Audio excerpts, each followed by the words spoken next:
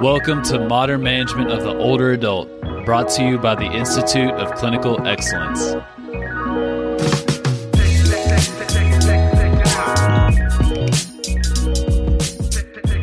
Team, and welcome to the MMOA podcast brought to you by the Institute of Clinical Excellence.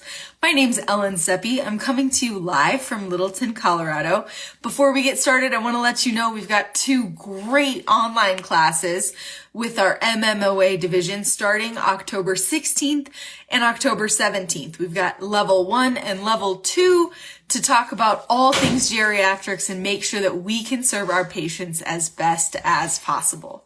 So for tonight's discussion, we're going to be talking about Apple devices. I'm going to share a few really meaningful patient experiences with you that have really inspired this discussion tonight, and then also show you on an Apple device how to access this information to make sure that we can use it quickly and efficiently for our patients. So this discussion tonight was inspired by a few really special patient interactions.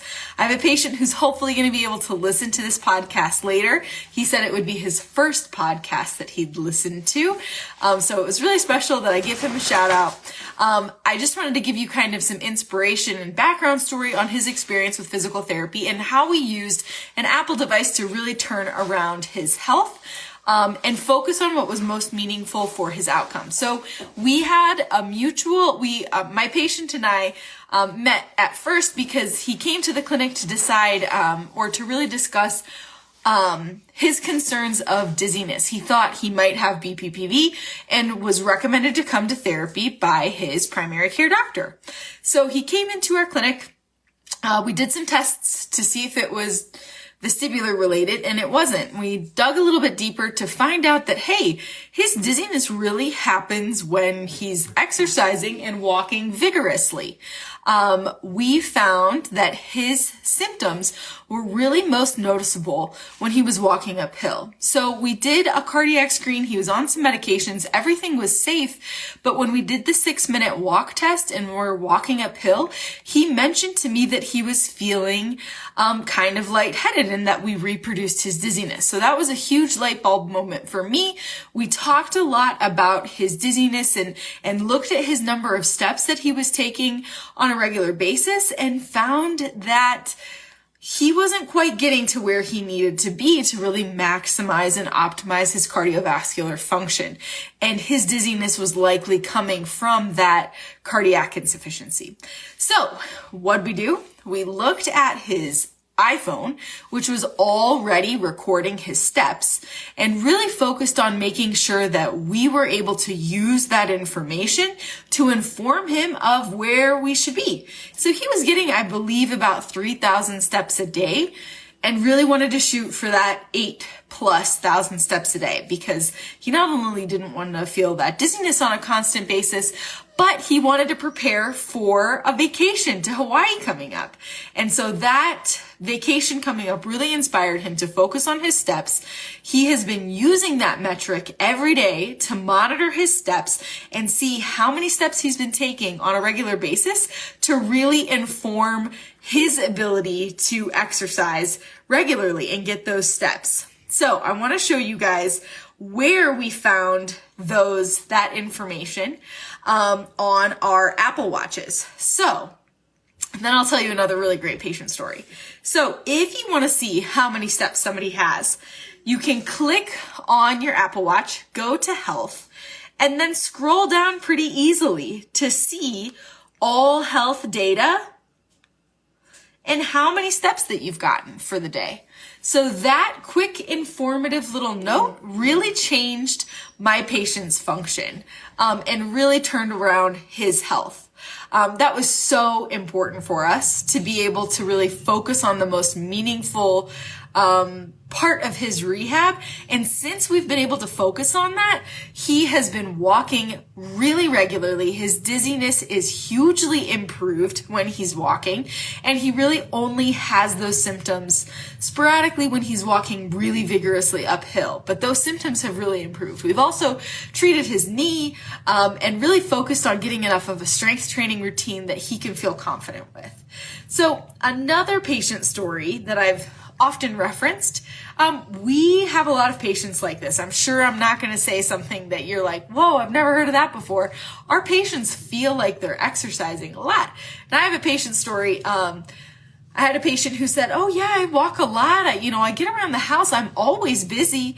And we looked at her steps, which were recorded on her iPhone, only to find that she's only getting about 800 steps a day. Now, that information could very well be skewed if she didn't have her phone regularly in her pocket, but that information showed her, dang, I'm pretty far from the mark of getting enough steps, that 8,000 mark, to keep me healthy. And that was really a motivator for her. So we also looked at her average walking speed, talked about how important that was for her overall health, and really turned our focus to making sure that she was getting enough steps. Immediately after that session, she really increased her walking and has been walking 2 to 3 times a week with a friend at a park, carrying her phone so that she can show me, hey, I am increasing my steps. I'm getting to that goal and I'm really feeling proud. So I have a few really great patient stories to really show how meaningful and useful this clinical information that your patient likely already has on their person. I'm assuming that Samsung and other Android phones also have something similar to this, but I really wanted to focus on Apple just because that's what I'm really familiar with.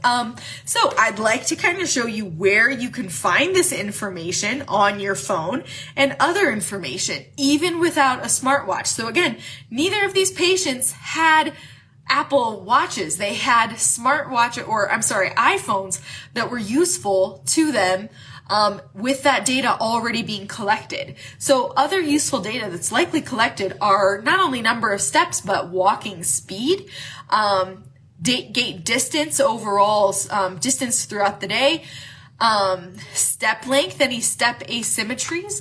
All of that information is available to you without having to have an Apple Watch.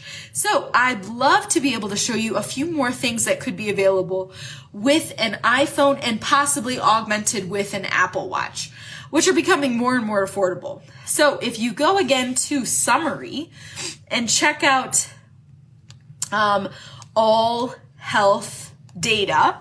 So I'm showing you my phone screen on Instagram, but you can see a lot of really meaningful stuff. So you can see resting heart rate, most recent heart rate, how fast you can climb stairs, exercise that you've had in minutes, heart rate variability, walking heart rate average, time in daylight, and see any trends over the past few months. This information is super, super helpful. This is a really great one. You can see walking steadiness to see if walking steadiness has at all changed with any surgeries. I am so sorry.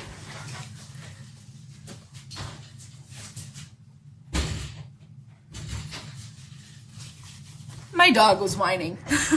You can also see if there's been any variability with any surgeries or any injuries to see if there's been any changes in walking symmetry or walking speed that could potentially be meaningful to our patients. We can also, this is really interesting, I'm representing the University of Akron where I got my undergrad degree. I had to take a VO2 max test when I was in college, which involved a lot of specialized equipment to measure the gases. This is really, really helpful information that you don't need to have all of that specialized equipment for, that you can have just with a smartwatch. So this shows our VO2 max, or a calculated VO2 max, based on walking or other exercises. So this is super helpful and rather sophisticated information that we can use to show our patients some very important health metrics. Another component that I really love about Apple products specifically is that if you look at the metric like cardio fitness and scroll down, it gives a really digestible blurb for your patient to basically understand how that measure could be important to their health. For example, cardio fitness is one thing, time spent outside or exposure to loud sounds is another, with a really great little snippet at the bottom that could indicate risk of things like hearing loss or vitamin D insufficiency. So I hope that you found this information as useful as I did in addressing some of our patients' most meaningful health concerns. This information is already being collected, and it can be useful to help drive outcomes for our patients to make sure we're doing everything possible to inform them with their information to make the best decisions for their health.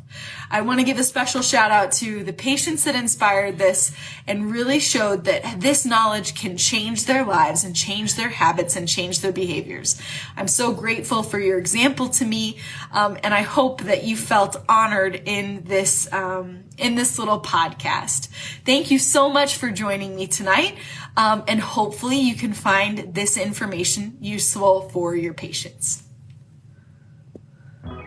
Thank you for listening to the MMOA podcast. If you found this helpful, please share with someone that could benefit. And if you're looking for more practical content to help you better serve older adults, head over to www.mmoa.online, where you can learn more about our free resources, our community, continuing education courses, and our certification.